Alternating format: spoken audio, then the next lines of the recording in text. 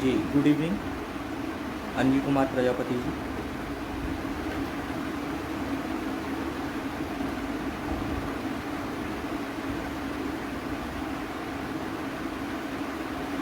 जी कौशिक जी धन्यवाद। वीडियो और audio quality के लिए आप बता दीजिए कौशिक जी।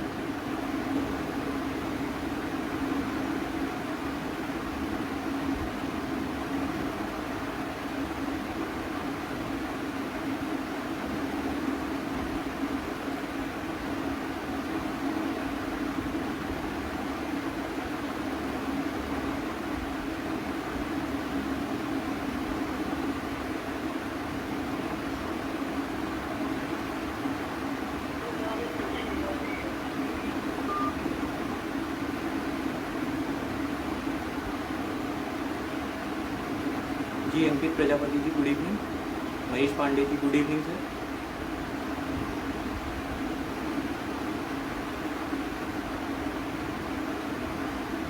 जी कौशिक जी धन्यवाद।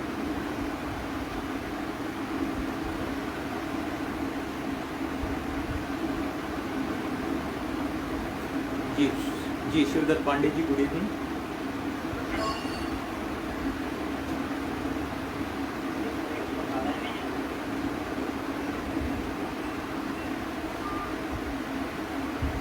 तो प्लीज़ आप लोग जो है लिंक शेयर कर दीजिए, फिर हम आज की क्लास स्टार्ट करते हैं। कल हमने रिवीजन कर ही लिया था, तो कल हमारा जो कल क्लास थी जो कि है नेटवर्क प्रॉब्लम था कुछ, तो उस वजह से जो है कल की क्लास हो नहीं पाई थी। तो आज हम जो है फिर से स्टार्ट करेंगे वही टॉपिक और प्रयास करेंगे कि आज जो है बिना किसी व्यवधान के जो है हम अपनी क्लास को सफलतापूर्ण जो है चला ले जाएं और कंप्लीट कर ले जाएं। आज भेज दिया है कौशिक ग्रुप में भेजे हैं, देखिए। हाँ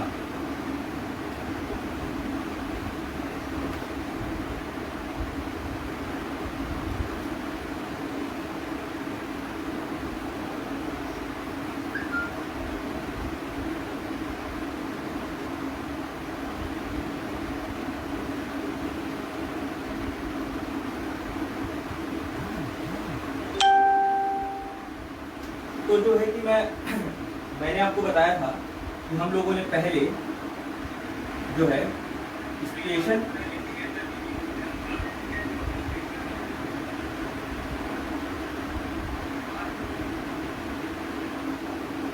स्पेशल प्रोसीडिंग को जो है हम लोगों ने देख लिया था, और मैंने आपको ये बताया था इसको लेकर के हमने पार्ट 5 देखा था और सेक्शन देखा था सेक्शन 89 टू सेक्शन 90।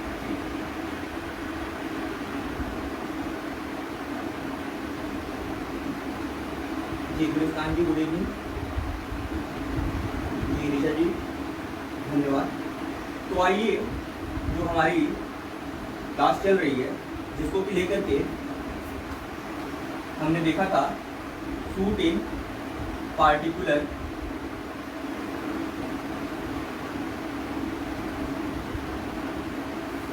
केसेस, और ये हमने देखा था पार्ट 4 में।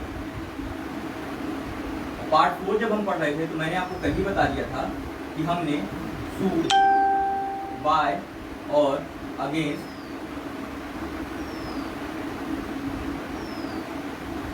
गवर्नमेंट और पब्लिक सर्वेंट कंप्लीट कर लिया था, जो कि हमारा सेक्शन 79 टू सेक्शन 82। फिर मैंने आपको बताया था कि जो हमारी क्लास चलेगी वो चलेगी सूट बाय एलायंस यानी कि विदेशी, और बाय और against ruler of foreign state. और जो सी पार्ट हम कवर करेंगे suit against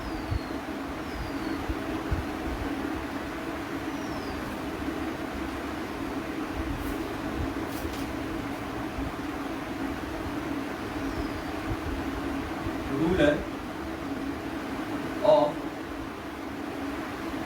farmer Indian state. ये हम देखेंगे सेक्शन 87 बी में, और यहाँ हमारा चलेगा सेक्शन 82 सेक्शन 87 ए।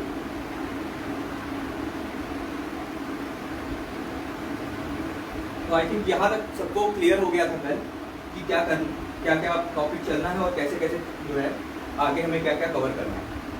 अब जो है मैं कल की तरह फिर से स्टार्ट करूँगा, और मैं आप सभी से बता दूं कि आपको ना तो प्रोसीजरल पार्ट देखना है आज, और ना ही किसी अन्य ब्लॉक की कोई बेयर की हेल्प लेनी। केवल आपको फोकस करना है शुरू से लेकर लास्ट तक आज की क्लास में अपनी बेयर पे। तो प्लीज़ आप लोग अपनी बेयर का पार्ट 4 देखिए, जहाँ पर दिया हुआ है सूट इन पार्टिकुलर केसेस। तो आप लोग अभी अपनी जो है बेयर पे ध्यान दीजिए, और सबसे पहले प्रयास करिए कि आप सेक्शन 87 ए देखिए। तो जब आप सेक्शन 87 ए देखेंगे तो मैं यहाँ पर आपको सबसे पहले 87 ए पे क्यों ले जा रहा हूँ तो पहले बता दूँ, क्योंकि जो आज का हम टॉपिक पढ़ने वाले हैं उस टॉपिक को हम सिस्टमेटिकली कवर करने का प्रयास करेंगे। भले ही सेक्शन इधर उधर दिए हुए हैं, लेकिन हम एक प्रॉपर सीरीज वाइज उसको देखेंगे ताकि हमारे दिमाग में सारी चीज़ें बैठ जाएं और क्लियर हो। तो जब आप सेक्शन 87 ए देखेंगे तो यहाँ पर दो डेफिनेशन मिलेगी आपको, एक तो फॉरेन स्टेट की और एक रूलर ऑफ फॉरेन स्टेट। तो प्लीज आप अपनी बेयर दें।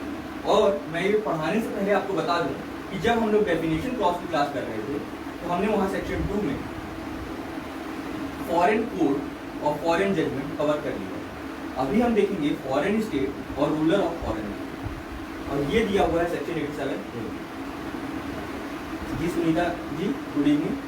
तो प्लीज आप अपनी बेयर में देखिए, और सब लोग जो है सेक्शन 87 ए देखेंगे, और मैं बेयर रीडिंग करूंगा सेक्शन 87 ए की, और उसके बाद मैं आपको बताऊंगा कि क्या कहता है फॉरेन स्टेट को लेकर के या रूलर ऑफ फॉरेन स्टेट को लेकर के यहाँ पे डेफिनेशन। तो सेक्शन 87 ए जब हम देखते हैं तो ये कहता है कि definition of foreign state and ruler, और ये कहता है कि foreign state means any state outside India which has been recognised by the central government. और बी में कहता है कि ruler in relation to a foreign state means a person who is for the time being recognised by the central government to be the head of that. तो यहाँ simple कह रहा है कि फॉरेन स्टेट का मतलब वह स्टेट जिसको कि हमारी सेंट्रल गवर्नमेंट ने रिकॉग्नाइज किया हुआ है एज अ फॉरेन स्टेट, और रूलर ऑफ फॉरेन स्टेट का मतलब जिसको कि हमारी सेंट्रल गवर्नमेंट ने रिकॉग्नाइज किया है as a head of foreign state. Simple सी डेफिनेशन है जो कि सेक्शन 87 ए में फॉरेन स्टेट और रूलर ऑफ फॉरेन स्टेट की दी है। और मैंने आपको बताया कि हमने फॉरेन कोड और फॉरेन जजमेंट की डेफिनेशन ऑलरेडी जब हम डेफिनेशन क्लॉज पढ़ रहे थे तो हमने वहां पर कवर कर लिया। अब हम foreign state, ruler of foreign state, foreign court और फॉरेन जजमेंट चारों डेफिनेशन समझ गए हैं कि क्या है और कहां पर दी। अब हम देखते हैं कि सेक्शन 87 ए का क्लॉज 2 क्या कहता है। तो सेक्शन 87 ए का क्लॉज 2 पढ़ने से पहले हमें ये जान लेना चाहिए कि जब हम इंडियन एविडेंस एक्ट पढ़ते हैं तो इंडियन एविडेंस एक्ट में क्या होता है कि आपको हर एक चीज को प्रूव करना होता है, चाहे प्राइमरी एविडेंस से, चाहे सेकेंडरी एविडेंस से, चाहे ओरल एविडेंस से, चाहे डॉक्यूमेंट्री एविडेंस। और बर्डन ऑफ प्रूफ किसके लायक होता है प्रूफ करने का, यह भी एविडेंस एक्ट में दिया हुआ है। लेकिन जब आप इंडियन एविडेंस एक्ट की प्रॉपर रीडिंग करेंगे तो आपको मिलेगा सेक्शन 56 टू सेक्शन 58 जो कि एग्जम्प्ट करता है, और वो कहता है कि कुछ चीजों को प्रूव करने की जरूरत आपको नहीं। देखिए एकदम सरल भाषा में हम इसको समझने का प्रयास करेंगे। तो जब आप इंडियन एविडेंस एक्ट में सेक्शन 56 से 58 देखेंगे तो वो कहता है कि कुछ चीजों को प्रूव करने की जरूरत नहीं है। क्यों जरूरत नहीं है? क्योंकि सेक्शन 56 कहता है कि कोर्ट जिसका जुडिशियल नोटिस ले लेगी उसको प्रूव करने की जरूरत नहीं पड़ेगी। और जब आप सेक्शन 57 देखेंगे तो आपको मिलेगा कि वहां पर कुछ लिस्ट प्रोवाइडेड है, और उस लिस्ट में किसी भी चीज पे अगर कोर्ट जुडिशियल नोटिस ले लेती है तो उसको फर्दर प्रूव करने की जरूरत नहीं पड़ेगी। अब हम देखते हैं कि सेक्शन 87 ए का क्लॉज 2 क्या कहता है, जिसको कि समझाने से पहले मैंने आपको ये समझाया। तो आइए समझते हैं कि उसका इससे क्या रिलेशन है।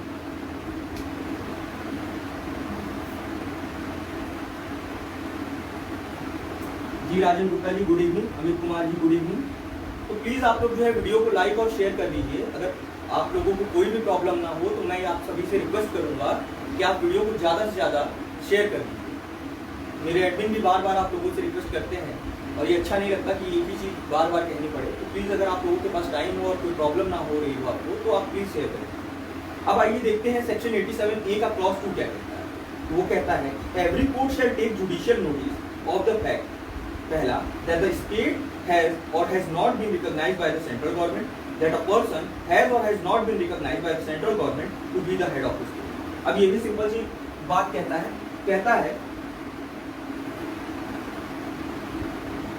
है कि कोर्ट जो है जुडिशियल नोटिस लेगी किस चीज का, कि हमारी सेंट्रल गवर्नमेंट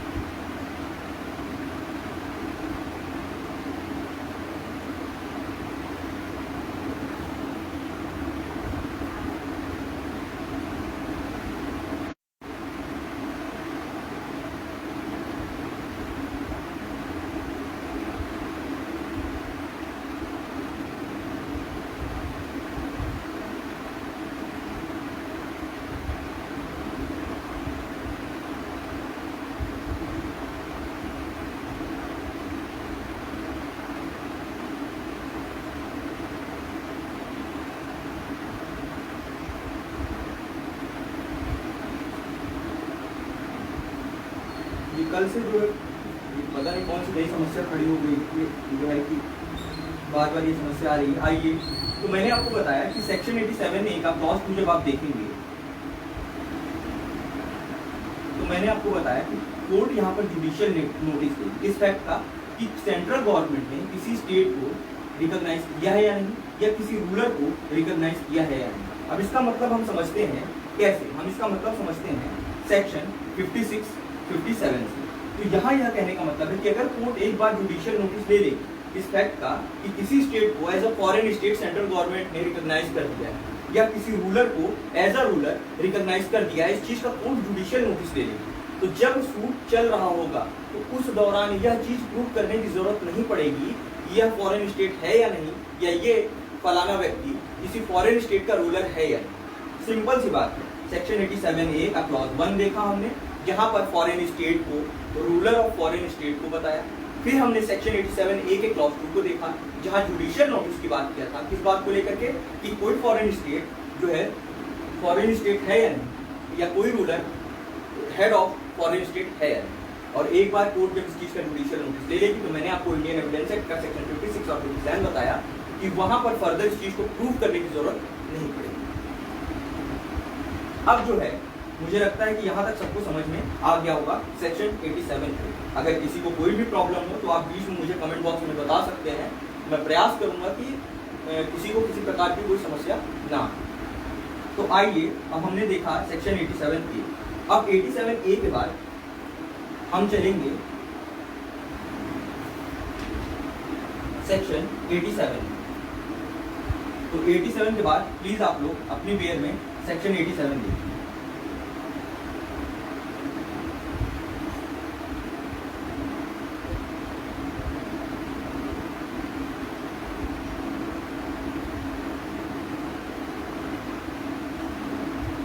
प्लीज आप लोग अपनी अपनी बेयर में सेक्शन 87 देखिए, और मैं सेक्शन 87 को रीड करता हूँ, उसके बाद हम समझेंगे कि सेक्शन 87 क्या कहता है। तो सेक्शन 87 को मैं रीड कर रहा हूँ, प्लीज आप अपनी अपनी बेयर पे ध्यान दीजिए। ये कहता है style of foreign ruler as a party to state. मैं आगे पढ़ता हूँ, ये मार्जिनल हेड था। कहता है the ruler of a foreign state may shoe and shall be sued in the name of his state. The ruler of a foreign state may shoe and shall be sued in the name of his state. और इसके बाद इसका proviso क्या कहता है, तो कहता है provided that in giving the consent referred to in section 86 the central government may direct that the ruler may be sued in the name of an agent और इन एनी अदर नेम। तो जो है कि मैंने bear read कर दिया। अब हम समझते हैं कि सेक्शन 87 कहता है। तो सेक्शन 87 पढ़ने से पहले हमें याद होना चाहिए कि हमने सेक्शन 79 भी पढ़ा, और सेक्शन 79 में हमने क्या पढ़ा, तो सेक्शन 79 में हमने ये पढ़ा था कि अगर हमें यूनियन के अगेंस्ट सूट लाना है, इसके अगेंस्ट, यूनियन के अगेंस्ट, तो अगर हमें यूनियन के अगेंस्ट सूट लाना है तो हम जब पार्टी बनाएंगे तो उसे हम क्या नाम देंगे, यूनियन ऑफ इंडिया। यानी कि सेंट्रल गवर्नमेंट के अगेंस्ट जब हम सूट लेंगे, कोई भी सिविल सूट, तो मैंने आपको पहले ही बताया कि किसी भी सिविल सूट में दो पार्टी होती है, प्लेंटिफ, डिफेंडेंट। अपील होती है तो अपीलांट, रिस्पोंडेंट, और जब डिग्री पास होती है तो जिसके फेवर में आती है वो डिग्री होल्डर कहिए या जजमेंट क्रेडिटर कहिए, और जिसके अगेंस्ट जाती है उसे जजमेंट डेटर कहिए। अब मैं बता रहा था आपको सेक्शन 79, तो मैंने आपको बताया कि जब भी कोई सेंट्रल गवर्नमेंट के अगेंस्ट सूट आता है तो वहाँ पर हम पार्टीज के तौर पे नाम देते हैं सेंट्रल गवर्नमेंट को, यूनियन ऑफ इंडिया। आपने कई केसेस पढ़े होंगे जहाँ दिया होगा A versus Union of India या B versus Union of India. और फिर जब स्टेट की बारी आती है तो मैंने आपको बताया था कि वहाँ हम नाम देंगे द स्टेट। तो आपने कई जगह पढ़ा होगा A versus state of UP या स्टेट ऑफ बिहार या स्टेट ऑफ आंध्र प्रदेश। अगर ये सेक्शन समझ गए हैं तो सेक्शन 87 को समझने में कोई भी कठिनाई नहीं आने वाली। तो सेक्शन 87 सिंपल सी बात कहता है कि जब आप किसी भी फॉरेन स्टेट को सू करेंगे तो वहां पर जब आप पार्टी का नाम देंगे तो आप देंगे A versus USA, A versus UAE. Simple सी बात कहता है सेक्शन 87 का जब आप क्लॉज 1 देखेंगे।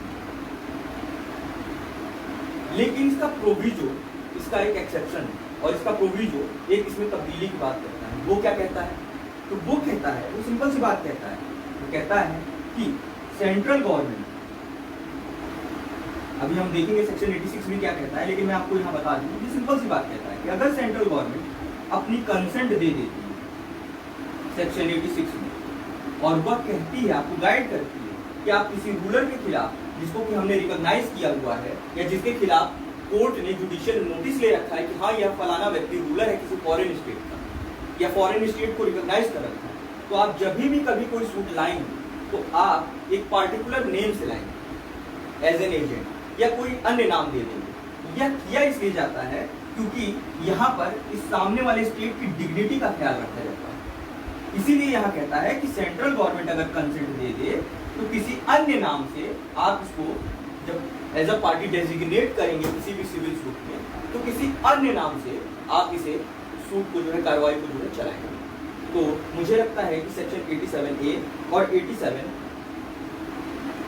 जो है कि सभी को क्लियर हो। अगर किसी को फिर भी कोई समस्या हो तो मैं बार बार कह रहा हूँ कि आप मुझे कमेंट बॉक्स में बता दें।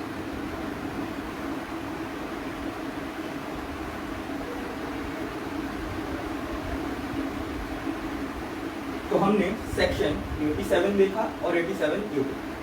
अब हमें क्या देखना है, तो सभी लोग जो है प्लीज अपनी अपनी बेयर में सेक्शन 83 देखिए।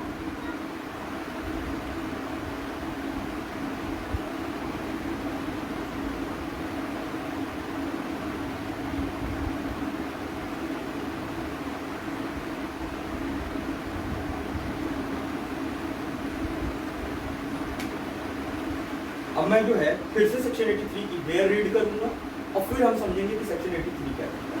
और जब लास्ट में क्लास कंप्लीट होगी, यानी कि आज के हमारे ये दोनों टॉपिक जब कंप्लीट हो जाएंगे, तो मैं एक बार फिर से सारी चीज़ों को समराइज कर दूंगा ताकि किसी को भी कोई प्रॉब्लम ना आए, और उस दौरान आप लोग अपना ध्यान बनाए रखिएगा। तो आइए हम देखते हैं कि सेक्शन 83 क्या है। तो सेक्शन 83 को बताने से पहले मैंने आपको बताया कि बेयर रीड करता हूँ, तो आप प्लीज़ अपनी बेयर पर ध्यान दीजिए। तो सेक्शन 83 क्या कहता है, इसका मार्जिनल हेड कहता है व्हेन एलायंस में, अब मैं पढ़ता हूँ प्रोविजन। तो कहता है alien enemy residing in India with the permission of the central government and alien friend may sue in any court otherwise competent to try the suit as if they were citizen of India, but alien enemies residing in India without such permission cannot sue, or alien enemy reside in foreign country shall not sue in any such case। यहाँ काफी टेढ़ा मेढ़ा जो है provision दिया हुआ है, बहरहाल हम इसको जब समझेंगे तो सबको क्लियर हो जाएगा, और इसके बाद हम देखेंगे कि इसका एक्सप्लेनेशन क्या कहता है। तो आइए पहले प्रोविजन देख लेते हैं। तो यहाँ पे प्रोविजन देखने से पहले मैं आप सभी को बता दूं जिसे ना पता हो, तो यहाँ एलाइन वर्ड यूज किया, इसका जनरली मतलब होता है विदेशी। अब हम समझते हैं कि सेक्शन 83 क्या कहता है। सेक्शन 83 समझने से पहले मैं इसे 3 पार्ट में डिवाइड कर दूंगा, तो शायद आप लोगों को इजीली समझ में आ जाए। हम पहले में देंगे एलाइन, दूसरे में भी देंगे एलाइन, और तीसरे में भी देंगे एलाइन। इसे हम कह देंगे कि ये फ्रेंड, इन्हें हम एनिमी बताएंगे।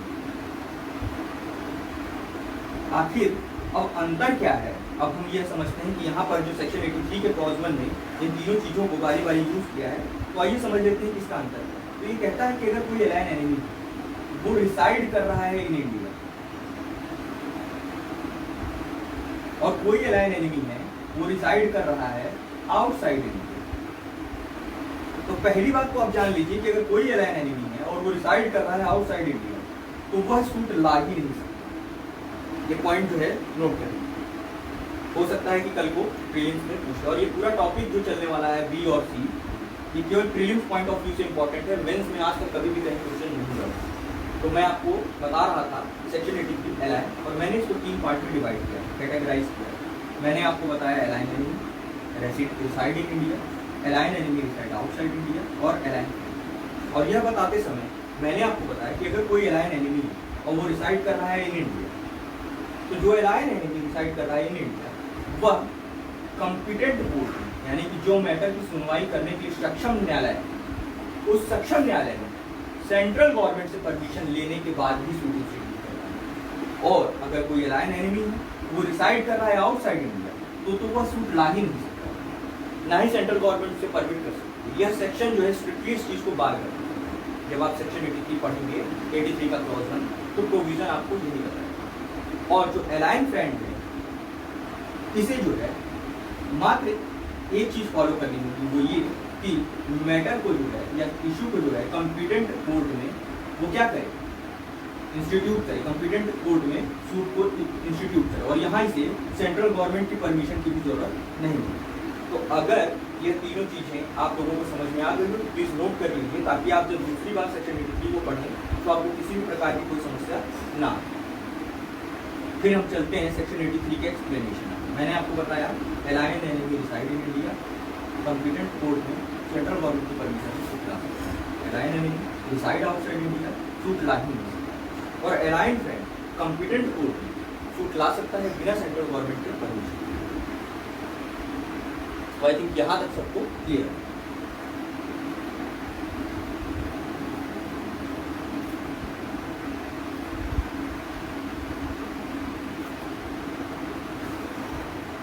अब आइए देखते हैं सेक्शन 83 का एक्सप्लेनेशन। तो प्लीज़ आप लोग अपनी प्रिपेयर में सेक्शन 83 का एक्सप्लेनेशन देखिए, और जिसने ये चीज़ें नोट ना की प्लीज़ नोट कर लीजिए। Alien enemy reside in India, central government की कंसेंट से alien enemy reside outside India, suit ला ही नहीं सकता। और एलाइन फ्रेंड कॉम्पिटेंट कोर्ट में बिना परमिशन के सेंट्रल गवर्नमेंट के भी सूट इंस्टीट्यूट कर सकते। अब जो है सेक्शन 83 का एक्सप्लेनेशन देखते हैं। तो ये करेगा, ये सिंपली आपको बताएगा क्या करेगा, डिफाइन करेगा। अब ये क्या करता है, कहता है every person residing in foreign country the government of which is at war with India and carrying on business in that country without a license in that behalf granted by the central government shall for the purpose of this section be deemed to be an alien enemy residing in a foreign country। तो ये आपको यहाँ बता रहा है कि alien enemy reside in foreign country कौन होगा। इस सेक्शन के लिए alien enemy reside outside India कौन होगा। तो कहता है पहली बात कि जिस टेरिटरी से वो बिलोंग करता है या जिस कंट्री से वो बिलोंग करता है उसके साथ भारत सरकार का यानी हमारे देश की सरकार का वॉर चल रहा है, वॉर की स्थिति, प्लस उसने वो जो ट्रेड कर रहा है हमारे साथ, उस ट्रेड को लेकर के जो लाइसेंस ग्रांट होता है सेंट्रल गवर्नमेंट द्वारा, वह भी उसे ग्रांटेड नहीं। तो वही व्यक्ति होगा alien enemy reside outside India. जी अमित कुमार जी, गुड इवनिंग। क्या मेरी वॉइस को लेकर के और भी किसी को प्रॉब्लम आ रही है तो प्लीज मुझे आप लोग बताइए।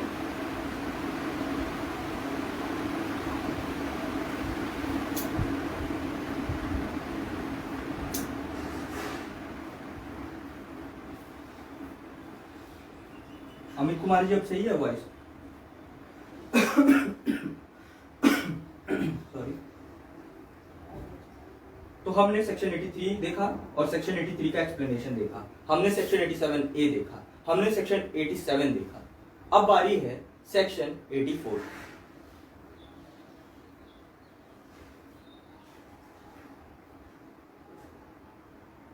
जी गुलिस्तान जी, धन्यवाद। तो आइए अब हम देखते हैं सेक्शन 84।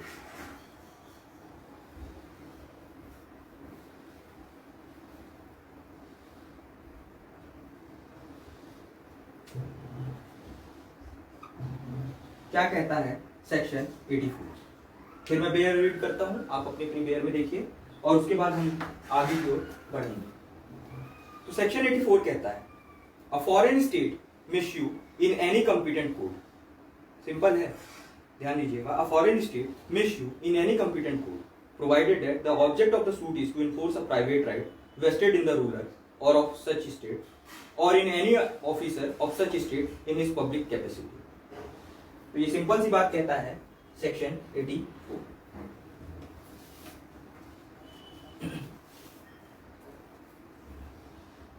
तो ये क्या कहता है कि फॉरेन स्टेट, और मैंने आपको बताया कि फॉरेन स्टेट कहाँ डिफाइंड है, सेक्शन 87A, जिसको के लेकर के कोर्ट ने जुडिशियल नोटिस ले रखा है और वो सेंट्रल गवर्नमेंट द्वारा रिकॉग्नाइज है। तो इसके खिलाफ आप किसी भी कॉम्पिटेंट कोर्ट में क्या कर सकते हैं, सूट इंस्टीट्यूट कर सकते हैं।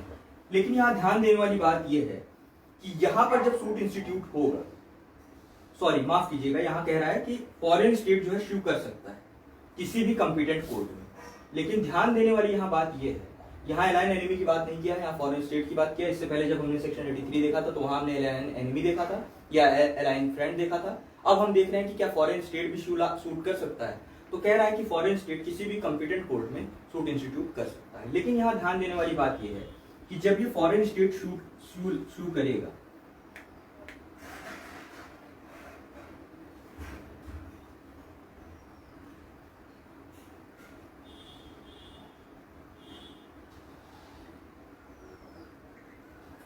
हाँ, तो यहां ध्यान देने वाली बात यह है कि जब ये फॉरेन स्टेट शू करेगा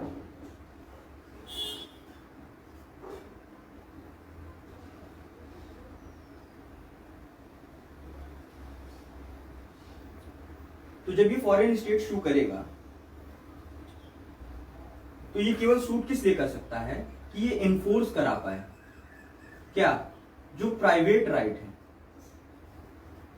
किसके पास, किससे बिलोंग करते हुए, तो जो वो प्राइवेट राइट हैं वो रूलर ऑफ फॉरेन स्टेट से बिलोंग करते हो या अदर ऑफिसर से बिलोंग करते हैं।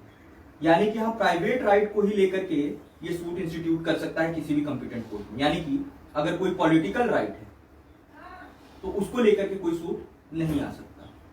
तो ये ध्यान देने वाली बात है। आप जब सेक्शन 84 पढ़ें तो इस चीज को आप अगर हाइलाइटर लिए हों या आपने किसी अदर कलर की पेन यूज कर रहे हो तो आप इस चीज को हाईलाइट कर दीजिए कि जो फॉरेन स्टेट है वह सूट ला सकता है किसी भी कॉम्पिटेंट कोर्ट में। लेकिन जब वो सूट लाएगा, तो जब वो सूट इंस्टीट्यूट करेगा तो वो केवल और केवल जो प्राइवेट राइट वेस्ट कर रहे होंगे किसी रूलर में फॉरेन स्टेट के, उसको लेकर के सूट इंस्टीट्यूट कर सकता है, या कोई प्राइवेट राइट किसी ऑफिसर के या किसी अथॉरिटी के अंदर वेस्ट कर रहे होंगे तो उसको लेकर के सूट इंस्टीट्यूट कर सकता है। किसी पॉलिटिकल राइट या अदर राइट के लिए यहाँ पर सूट इंस्टीट्यूट नहीं हो सकता, ना ही कोई अदर राइट को लेकर के यहाँ किसी प्रकार का कोई क्लेम बन सकता है। बहुत सिंपल था। हमने सेक्शन 83 भी समझा, हमने सेक्शन 83 में एलाइन एनिमी को लेकर देखा, एलाइन फ्रेंड को लेकर के देखा कि कब एलाइन शू कर सकते हैं। फिर हमने देखा कि कब फॉरेन स्टेट शू कर सकता है, फॉरेन स्टेट क्या है, रूलर ऑफ फॉरेन स्टेट क्या है, इसको लेकर के हमने सेक्शन 87A देखा। फिर हमने सेक्शन 87 में देखा कि जब पार्टीज का नाम दिया जाएगा तो उन्हें क्या नाम दिया जाएगा, किस स्टाइल से उनको शो किया जाएगा एज अ पार्टी। तो हमने 87, 87A, 83, 84 कंप्लीट कर लिया है। अब बारी है सेक्शन 85 और 86 समझने की। उसके बाद हमारा ये जो दूसरा टॉपिक है ये कंप्लीट हो जाएगा। फिर हम चलेंगे अपने तीसरे टॉपिक और लास्ट टॉपिक आज की क्लास के। तो आइए देखते हैं कि सेक्शन 85 क्या कहता है।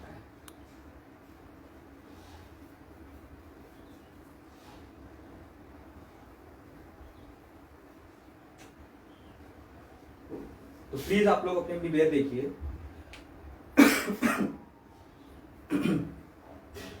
तभी ये चीज जो है क्लियर हो पाएगी सेक्शन 85 को लेकर। तो सेक्शन 85 क्या कहता है, मैं बेयर में रीड करता हूँ, उसके बाद जो है हम समझेंगे कि सेक्शन 85 को लेकर के हमें क्या पढ़ना है। तो सेक्शन 85 कहता है कि person specially appointed by government to prosecute or defend on behalf of foreign ruler. यहाँ पर किसी पर्सन को अपॉइंट किया जाएगा, अगर कोई सूट इंस्टीट्यूट होता है या फॉरेन रूलर के द्वारा या फॉरेन स्टेट के द्वारा, या हम सूट इंस्टीट्यूट करते हैं उनके अगेंस्ट, तो उनको डिफेंड करने के लिए या उनको रिप्रेजेंट करने के लिए किसी पर्सन की अपॉइंटमेंट की यहाँ बात हो रही है। लेकिन उसे हम कब अपॉइंट करेंगे, तो सेक्शन 85 का क्लॉज 1 कहता है कि सेंट्रल गवर्नमेंट अगर ruler of foreign state request कर रहा है या कोई अन्य व्यक्ति जो कि क्या कर रहा है, कॉम्पिटेंट है सेंट्रल गवर्नमेंट की ओपिनियन में एक्ट करने के लिए रूलर के बिहाफ पे, ठीक है, तो by order appoint a person to prosecute or defend any suit on behalf of such ruler, and any person so appointed shall be deemed to be the recognized agent by whom appearance, act and application under this code may be made or done on behalf of such ruler। तो यहाँ simple सी बात कह रहा है। तो यहाँ आगे हम बढ़ें, इससे पहले मैं आप सभी को बता दूं कि जब आप ऑर्डर 3 पढ़ेंगे और उसका रूल 2 देखेंगे, तो वहां पर रिकॉग्नाइज्ड एजेंट को डिफाइंड किया हुआ है कि कौन होते हैं रिकॉग्नाइज्ड एजेंट। और यहाँ पर कह रहा है कि सेंट्रल गवर्नमेंट से अगर ruler of foreign state request कर रहा है किसी पर्सन को अपॉइंट करने के लिए, वो पर्सन जो उसे डिफेंड करे, अगर उसके अगेंस्ट कोई सूट इंस्टीट्यूट होता है तो, या उसको रिप्रेजेंट करे, तो सेंट्रल गवर्नमेंट बाय ऑर्डर ऐसे पर्सन को अपॉइंट कर सकती है एज अ रिकॉग्नाइज्ड एजेंट। यही कहता है सिंपली सेक्शन 85 का क्लॉज 1। सॉरी अब देखते हैं कि जो यहाँ पर person as a recognised agent appoint हुआ है, यह किस किस चीज के लिए अपॉइंट हो सकता है। तो जो यहाँ पर रिकॉग्नाइज्ड एजेंट के तौर पर पर्सन अपॉइंट हुआ है, ये पहली बात किसी स्पेसिफाइड सूट के लिए, यानी किसी स्पेसिफाइड मैटर को लेकर के अगर कोई सूट इंस्टीट्यूट होता है तो उसके लिए। दूसरा कहता है सेवरल स्पेसिफाइड सूट, यानी बहुत सारे स्पेसिफाइड सूट हैं उनको लेकर के, यानी कि स्पेसिफाइड सूट कहने का मतलब है कि पार्टिकुलर चीज को लेकर के, यानी पार्टिकुलर सब्जेक्ट मैटर पे। और सेवरल स्पेसिफाइड सूट का मतलब है बहुत सारे पार्टिकुलर ऐसे मैटर हैं जिनको लेकर के, या फिर टाइम टू टाइम अगर कोई सूट इंस्टीट्यूट होता है इनके द्वारा या इनके अगेंस्ट, तो उन सभी मैटर को रिप्रेजेंट करने के लिए या डिफेंड करने के लिए इस रिकॉग्नाइज्ड एजेंट को अपॉइंट किया जा सकता है। यहाँ सेक्शन 85 में समझने वाली बात बस यही थी। और मैंने आपको बताया कि रिकॉग्नाइज्ड एजेंट को आपको अगर समझना है तो आपको उसके लिए देखना होगा ऑर्डर 3 का रूल 2। वहां पर रिकॉग्नाइज्ड एजेंट बताया है कि रिकॉग्नाइज्ड एजेंट कौन होगा। तो ये पॉइंट भी आप नोट कर लीजिएगा, प्रीलिम्स पॉइंट ऑफ व्यू से भी इंपॉर्टेंट है कि अगर कल को आपको डायरेक्ट पूछ ले कि रिकॉग्नाइज्ड एजेंट को लेकर के प्रोविजन कहाँ दिया हुआ है सीपीसी में, तो वह ऑर्डर 3 के रूल 2 में प्रोवाइड है।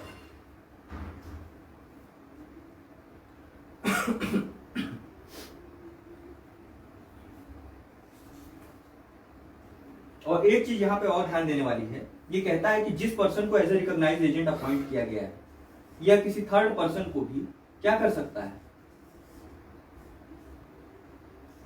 या किसी थर्ड पर्सन को भी ऑथोराइज कर सकता है या अपॉइंट कर सकता है। ठीक है, तो अभी तक हमने क्या क्या कंप्लीट कर लिया दूसरे टॉपिक से। हमने 87, 87A, 83, 84 और 85 कंप्लीट कर लिया। मात्र बचता है सेक्शन 86 और इसके बाद हमारा ये दूसरा टॉपिक कवर हो जाएगा और कंप्लीट हो जाएगा। फिर मैं इसको समराइज कर दूंगा, फिर हम चलेंगे अपने आज के लास्ट टॉपिक। तो आइए देखते हैं कि सेक्शन 86 क्या कहता है। तो प्लीज आप लोग अपनी अपनी बेयर देखिए और मैं फिर से सेक्शन 86 की बेयर रीड करता हूँ। उसके बाद हम समझते हैं कि सेक्शन 86 क्या कहता है। सॉरी,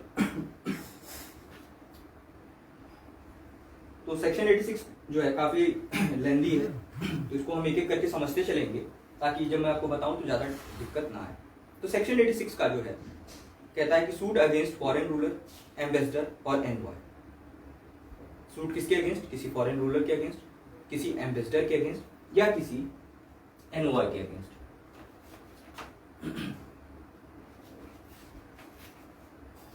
ठीक है, तो आइए देखते हैं क्या कहता है। कहता है no foreign state may be sued in any court otherwise competent to try the suit except with the consent of central government certified in writing by secretary to that government. तो यहाँ सिंपल सी बात कहता है, foreign state के खिलाफ अगर आपको सूट लाना है तो दो बातें आपको यहाँ ध्यान देनी होगी। पहली कि आप किसी कॉम्पिटेंट कोर्ट में ही सूट इंस्टीट्यूट कर सकते हैं, और दूसरी बात कि जिस भी कोर्ट में आप सूट इंस्टीट्यूट कर रहे हैं वहां इंस्टीट्यूट करने से पहले आपको प्रायर कंसेंट लेना होगा सेंट्रल गवर्नमेंट का। ये कहता है सेक्शन 86 का पहला पार्ट। अब आइए देखते हैं पहले क्लॉज का प्रोविजो क्या कहता है। तो कहता है provided that a person as a tenant of immovable property sue without such consent as a foreign state from whom he hold or claim to hold the property। तो ये सिंपल सी बात कहता है कि किसी भी पर्सन को जो कि टीनेंट है, यानी कि क्या है किसी इमूवेबल प्रॉपर्टी का टीनेंट है, तो उसको बिना इस कंसेंट के भी स्यू किया जा सकता है। और पहला पार्ट क्या कह रहा था कि सेंट्रल गवर्नमेंट अगर आपको फॉरेन स्टेट के खिलाफ सूट लाना है तो पहली बात तो आप कॉम्पिटेंट कोर्ट में लाएंगे, और दूसरी बात आपको सेंट्रल गवर्नमेंट की रिटर्न में सेक्रेटरी से क्या लेना होगा, कंसेंट लेना होगा। और इसका प्रोविजो क्या कहता है कि कोई पर्सन है एज अ टीनेंट वो किसी इमूवेबल प्रॉपर्टी को होल्ड कर रहा है, तो वहां आप सेंट्रल गवर्नमेंट के बिना कंसेंट के भी क्या कर सकते हैं, सूट इंस्टीट्यूट कर सकते हैं। ये दोनों पॉइंट इंपॉर्टेंट थे। अब आइए देखते हैं कि इसका दूसरा क्लॉज क्या कहता है। तो कहता है कि जो यहां पर सेंट्रल गवर्नमेंट कंसेंट दे रही थी उसको लेकर के बात किया है। तो कहता है कि such consent may be given with respect to a specified suit or to a several specified suit with respect to all suit of any specified class or classes and may specify in the case of any suit or class of suit the court in which the foreign state may be sued, but it shall not be given unless it appears to the central government। तो central government जो यहाँ consent दे रही है किसी specified suit के लिए या classes of specified suit के लिए, तो वह कंसेंट देने से पहले क्या देखेगी, किन बातों का ध्यान रखेगी, यही चीजें यहाँ पर, यही सारी चीजें यहाँ बताई हुई। तो आइए मैं एक एक करके पढ़ता हूँ और हम इसको समझते चलते हैं। तो ये कहता है कि the foreign state has instituted a suit in the court against the person desiring to sue। वहां जब जो है कि फॉरेन स्टेट जो है उसने सूट लाया हो किसी पर्सन के अगेंस्ट जब वो डिजायर रख रहा था सूट लाने का। दूसरा कहता है कि द फॉरेन स्टेट और बाय इटसेल्फ और another trade with in the local limit of the jurisdiction of the court. तो जो फॉरेन स्टेट है वह ट्रेड कर रहा है जहां आप सूट लाना चाहते हैं, यानी कि जो कॉम्पिटेंट कोर्ट है उस मैटर को सुनने के लिए उस कॉम्पिटेंट कोर्ट के क्षेत्राधिकार के भीतर वो क्या कर रहा है, ट्रेड कर रहा है। तीसरा कहता है the foreign state in possession of immovable property situate within those limit and is to be use with reference to such property or for money charge therefrom. और ये सिंपल सी बात कह रहा है कि जो फॉरेन स्टेट है वह पोजीशन लेकर रखा हुआ है किसी इमूवेबल प्रॉपर्टी का जो कि सिचुएट करता है कोर्ट के क्षेत्राधिकार में, यानी कि ट्रेड कर रहा है कहाँ, कोर्ट के क्षेत्राधिकार में। पोजीशन लेकर रखा हुआ है कहाँ, इमूवेबल प्रॉपर्टी का, कोर्ट के क्षेत्राधिकार में। और चौथा कहता है कि the foreign state had expressly or impliedly waived the privilege accorded to it by this section। और जो फॉरेन स्टेट है उसने एक्सप्रेसली या इम्प्लाइडली किसी भी प्रकार का अगर उसे कोई प्रिविलेज मिला था तो उसे वेव कर दिया है, यानी उसे लेने से मना कर दिया है। ठीक है, तो यहां हमने देखा सेक्शन 86 के क्लॉज 1 को, फिर उसके प्रोविजो को देखा, फिर सेक्शन 86 के क्लॉज 2 को देखा कि कंसेंट देने से पहले सेंट्रल गवर्नमेंट किन बातों का ध्यान रखेगी। अब जो है इसके आगे हम बढ़ते हैं तो हम देखते हैं कि सेक्शन 86 का क्लॉज 3 क्या कहता है। तो सेक्शन 86 का क्लॉज 3 कहता है कि except with the consent of central government certified in writing by secretary to the government no decree shall be executed against the property of any foreign state. तो यहां सिंपल सी बात कहता है, मैंने बताया था कि जब हम स्टेट के अगेंस्ट या सेंट्रल गवर्नमेंट के अगेंस्ट या पब्लिक ऑफिसर के अगेंस्ट या रेलवे के अगेंस्ट सूट इंस्टीट्यूट कर रहे थे तो इंस्टीट्यूट करने से पहले हमें उसे 2 मंथ की प्रायर नोटिस सर्व करनी पड़ रही थी, और जब हमारे फेवर में डिक्री पास हो रही थी तो उसको एग्जीक्यूट कराने के लिए 3 मंथ का कूलिंग पीरियड था, उसके बाद ही वह डिक्री एग्जीक्यूट करा पा रहे थे। सेम ऐसा ही यहाँ भी कहता है कि अगर आपने किसी फॉरेन स्टेट के खिलाफ सूट लाया और मान लीजिए कि वह सूट आपके फेवर में आ गया, अब बारी आती है डिक्री को एग्जीक्यूट कराने की। तो जब डिक्री एग्जीक्यूट कराना होगा तो उसके लिए आपको प्रायर सेंट्रल गवर्नमेंट का रिटर्न में सेक्रेटरी का कंसेंट चाहिए होगा, अदरवाइज आप उस डिग्री को एग्जीक्यूट नहीं करा पाएंगे फॉरेन स्टेट की किसी भी प्रॉपर्टी के अगेंस्ट। यही कहता है सेक्शन 86 का क्लॉज 3। अब इसके बाद जो है इसका सेक्शन 86 का क्लॉज 5 जो है वो इंपॉर्टेंट है, तो आइए हम उसे देख लेते हैं। तो ये कहता है कि the following person shall not be arrested under this code. तो यहाँ पर बताता है प्रोटेक्शन प्रोवाइड करता है अरेस्ट होने से। एग्जीक्यूट होने के लिए क्या है, तो एग्जीक्यूट होने के लिए मैंने आपको पहले ही बताया कि सेंट्रल गवर्नमेंट का रिटर्न में प्रायर कंसेंट चाहिए होगा। और फिर 86 का क्लॉज 5 क्या कहता है कि यहाँ पर कुछ लिस्ट प्रोवाइडेड है, इन पर्सन को क्या किया जा सकता है, अरेस्ट नहीं किया जा सकता। वो कौन कौन है, तो कहता है कि रूलर ऑफ फॉरेन स्टेट, यानी किसी भी रूलर को जो कि फॉरेन स्टेट का है, सिविल सूट में क्या किया जा सकता है, उसे अरेस्ट नहीं किया जा सकता। Ambassador, envoy of foreign state, किसी एम्बेसडर को, एनवॉय को, एनवॉय यानी दूत को अरेस्ट नहीं किया जा सकता। तो 3 पर्सन मिले हमें यहाँ। चौथा, any high commissioner of a Commonwealth country, और आपको पता होगा, सभी को पता होगा, जीएस में हम सभी ने पढ़ा होगा कि जो भी कॉमनवेल्थ कंट्री है वहां पर हाई कमिश्नर होता है। तो यहाँ पर कहता है कि किसी भी हाई कमिश्नर को भी अरेस्ट नहीं किया जाएगा।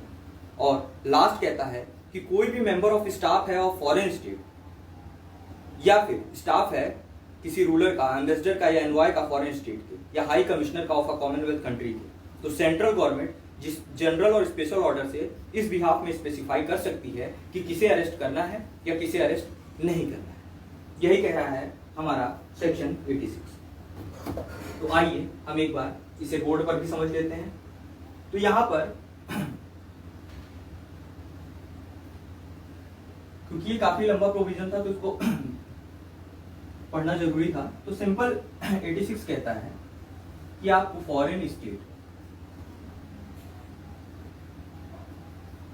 आपको जो है फॉरेन स्टेट या किसी एम्बेसडर या किसी एनवॉय के अगेंस्ट सूट लाना होगा, तो आप कहां ला पाएंगे, किसी कॉम्पिटेंट कोर्ट में। कब, सेंट्रल गवर्नमेंट की कंसेंट से, अदरवाइज आप नहीं ला पाएंगे। दूसरी बात, यहां पर जो सेंट्रल गवर्नमेंट की कंसेंट चाहिए होगी वो रिटर्न में सेंट्रल गवर्नमेंट के सेक्रेटरी से आनी चाहिए। तीसरी बात, जब सेंट्रल गवर्नमेंट कंसेंट देगी तो वो कुछ बातों का ध्यान रखेगी जो कि दिया हुआ है 86 के क्लॉज 2 में। चौथी बात, यहां पर जब डिग्री आपके फेवर में आएगी तो जो डिग्री होगी वो आप तभी एग्जीक्यूट कर पाएंगे जब सेंट्रल गवर्नमेंट रिटर्न में कंसेंट देगी।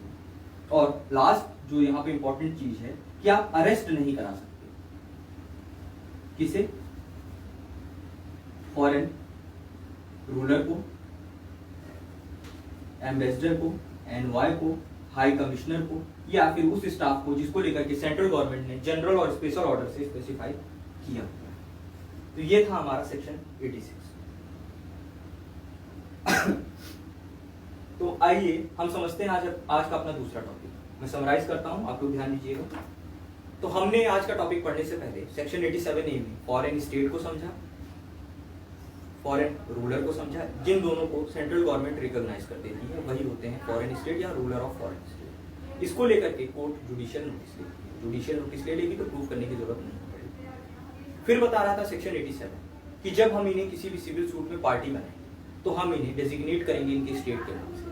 लेकिन अगर सेंट्रल गवर्नमेंट अपना कंसेंट दे देती है और आपको गाइड करती है तो इन्हें किसी अन्य नाम से भी डेजिग्नेट किया जा सकता है ताकि इनकी डिग्निटी का ख्याल रखा जाए। फिर हमने सेक्शन 83 देखा कि कब अलायंस शू कर सकता है। तो वहां हमने देखा कि जो अलायन फ्रेंड है वो कॉम्पिटेंट कोर्ट में बिना सेंट्रल गवर्नमेंट की परमिशन से शूट कर सकता है। फिर हमने देखा अलायन एनिमी जो रिसाइड कर रहा है इन इंडिया, वह भी क्या कर सकता है, बिना किसी वो कॉम्पिटेंट कोर्ट में सेंट्रल गवर्नमेंट की परमिशन से सूट इंस्टीट्यूट कर सकता है। और अगर कोई अलायन एनिमी है वो रिसाइड कर रहा है आउटसाइड इंडिया, तो वह सूट कब इंस्टीट्यूट कर पाएगा, कभी भी सूट इंस्टीट्यूट नहीं कर पाएगा। ठीक है। फिर उसके बाद हमने 84 देखा। 84 में हमने देखा कि फॉरेन स्टेट कब सूट करेगा। तो फॉरेन स्टेट किसी भी कॉम्पिटेंट कोर्ट में सूट इंस्टीट्यूट कर सकता है, लेकिन केवल अपने प्राइवेट राइट को लेकर के, जो भी रिकॉग्नाइज प्राइवेट राइट है। ठीक है। तो हमने 83 भी देखा, 84 भी देखा। 85 जब हम पढ़ रहे थे तो सेक्शन 85 कह रहा था कि यहां पर सेंट्रल गवर्नमेंट जो है फॉरेन रूलर को या एम्बेसडर को या हाई कमिश्नर को जब आप सूट इंस्टीट्यूट करते हैं तो उसको रिप्रेजेंट करने के लिए क्या कर सकती है, रिक्वेस्ट कर सकती है सेंट्रल गवर्नमेंट से। और वहां सेंट्रल गवर्नमेंट किसी एलिजिबल पर्सन को अपॉइंट करेगा कि जब इनके खिलाफ कोई कार्रवाई चले तो उस कार्रवाई में इन्हें डिफेंड करे, या ये जब सूट लाएं तो इन्हें वहां पर रिप्रेजेंट करे। और जो ये पर्सन अपॉइंट होगा ये स्पेसिफाइड सूट के लिए भी हो सकता है, क्लासेस ऑफ स्पेसिफाइड सूट के लिए भी हो सकता है, या टाइम टू टाइम कोई भी मैटर पे सूट आए या किसी भी सब्जेक्ट मैटर पे सूट आए तो वह इन्हें रिप्रेजेंट कर सकता है। तो हमने देखा सेक्शन 85। अब लास्ट था सेक्शन 86। तो हमने देखा कि अगर हमें फॉरेन स्टेट के खिलाफ, एम्बेसडर के खिलाफ, एनवॉय के खिलाफ या सूट लाना होगा तो हम कैसे लाएंगे, तो कॉम्पिटेंट कोर्ट में सेंट्रल गवर्नमेंट की प्रायर परमिशन से हम सूट इंस्टीट्यूट कर सकते हैं।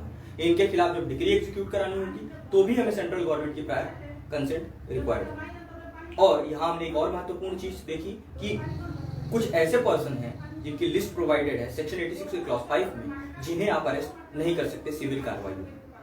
यही कहता है सेक्शन 86। अब आज की जो आज की क्लास का जो लास्ट टॉपिक है वो है सेक्शन 87B। तो आइए हम देख लेते हैं सेक्शन 87B।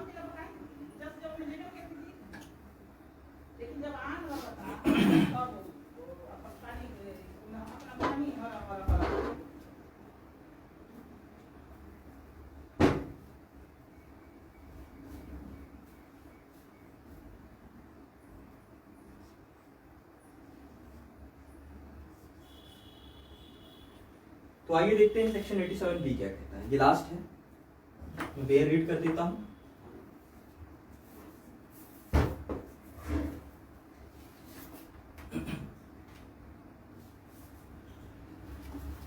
ये कहता है suit against ruler of foreign Indian state. जो भी फॉरेन इंडियन स्टेट थे उनके रूलर के अगेंस्ट अगर हमें सूट इंस्टीट्यूट करना होगा तो उसको लेकर के कहता है application of section 85 and 86 to ruler of foreign Indian state. इसमें कहता है कि in the case of any suit by और against ruler of any former Indian state which is based wholly or in part upon a cause of action which arose before the commencement of the constitution or any proceeding arising out of such suit, the provision of section 85 subsection 1 3 of section 86 shall apply in relation to such ruler as they apply in relation to the ruler of foreign state। तो यहाँ simple सी बात कहता है कि अगर हम किसी भी फॉरेन इंडियन स्टेट के रूलर के खिलाफ सूट इंस्टीट्यूट करना चाहते हैं तो जैसे रूलर ऑफ फॉरेन स्टेट के खिलाफ सेक्शन 85 या सेक्शन 86 अप्लाई हो रहा था, सेम वैसे ही अप्लाई होगा। यानी कि वह भी अगर रिक्वेस्ट करे तो उसके लिए सेंट्रल गवर्नमेंट अपॉइंट कर सकती है प्रोसिक्यूटर, और सेक्शन 86 में सेंट्रल गवर्नमेंट की बिना रिटन कंसेंट के आप सूट इंस्टीट्यूट नहीं कर सकते। तो यहाँ सिंपल सी बात थी और यहाँ कुछ ज्यादा इंपॉर्टेंट नहीं है। तो जो आज की हमारी क्लास हुई वो हमने देखा suit in particular cases part 4 में सेक्शन 83 टू 87B। यहाँ पर हमने देखा सूट बाय एलायन और सूट बाय और against ruler of foreign state 83 to 87A। फिर हमने देखा suit against ruler of former Indian state 87B। यह दोनों topic prelim point of view से इंपॉर्टेंट था। हालांकि सूट बाय और अगेंस्ट ये जो मैंने टॉपिक आपका बताया था आपको, तो ये जो है इंपॉर्टेंट टॉपिक था। और इसके बाद जो हमारी कल की क्लास रहेगी, यानी कि हमारी जो नेक्स्ट क्लास रहेगी नेक्स्ट थर्सडे को, वो रहेगी इंटरप्लीडर सूट। इंटरप्लीडर सूट वो हम देखेंगे सेक्शन 88 में, और उसके साथ हम उसका प्रोसीजरल पार्ट देखेंगे ऑर्डर 35। तो यहां तक अगर सबको सब कुछ समझ में आ गया हो, सबको सब कुछ क्लियर हो, तो हम जो है आज की क्लास यहीं पे ओवर करते हैं। और जाते जाते मैं आप सभी से रिक्वेस्ट करूंगा कि प्लीज वीडियो को लाइक और शेयर करना ना भूलें।